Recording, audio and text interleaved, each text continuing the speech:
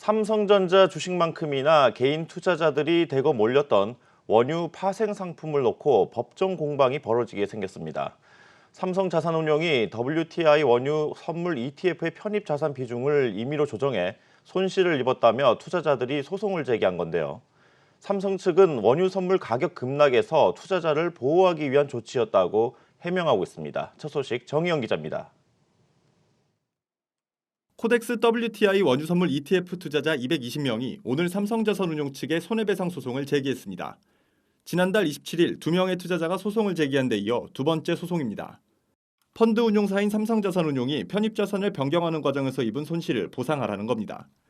운용사가 지난 22일 해당 ETF의 주요 편입자산이었던 6월물 비중을 줄이고 7월, 8월, 9월물 비중을 늘렸는데 이튿날 6월물이 급등하면서 수익률이 이를 따라가지 못했다는 주장입니다.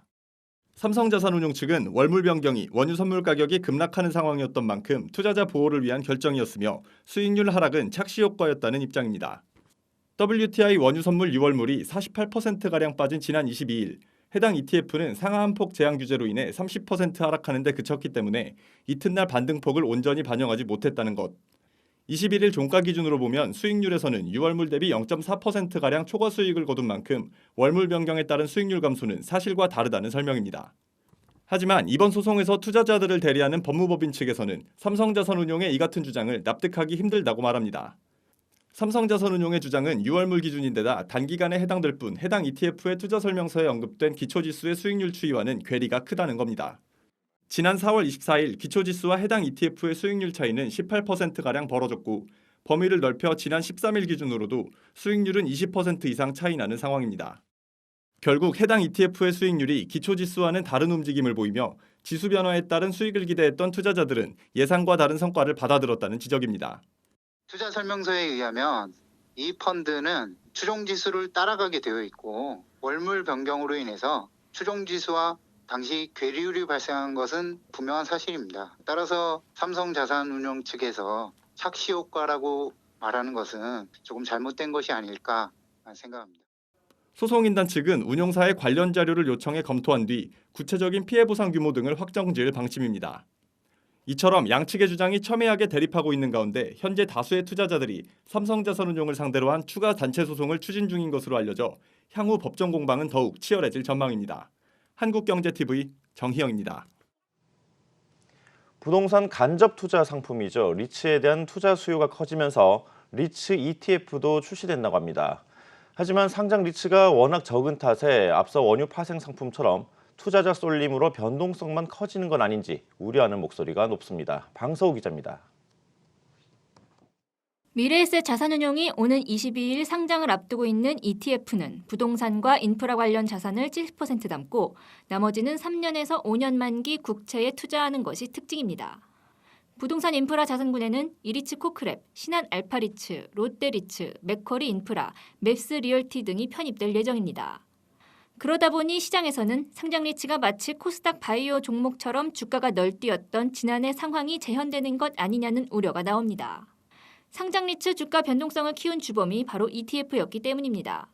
실제로 상장 리츠 주가는 타이거 부동산 인프라 고배당 ETF 주가 흐름과 거의 유사했습니다.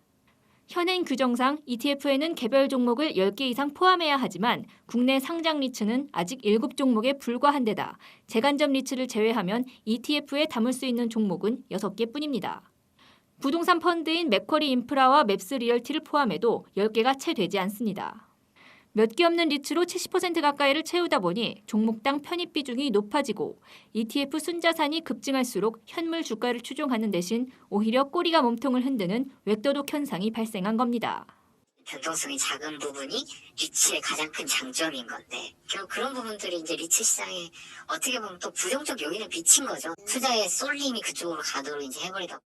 이에 따라 한국거래소는 국내 상장 리츠가 최소 10개 이상이 될 때까지 대기 중인 리츠 ETF 상장을 보류했지만 이번에 출시되는 상품은 기존의 상장 심사를 마쳤던 건이라 어쩔 수 없다는 입장입니다.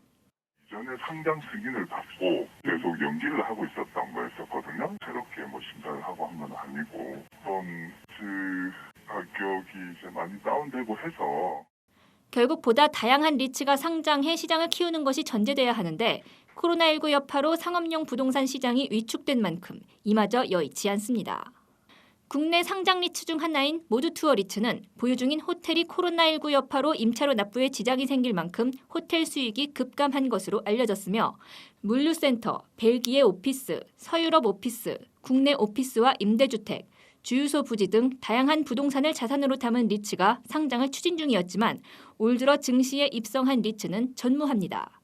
한국경제TV 방서호입니다.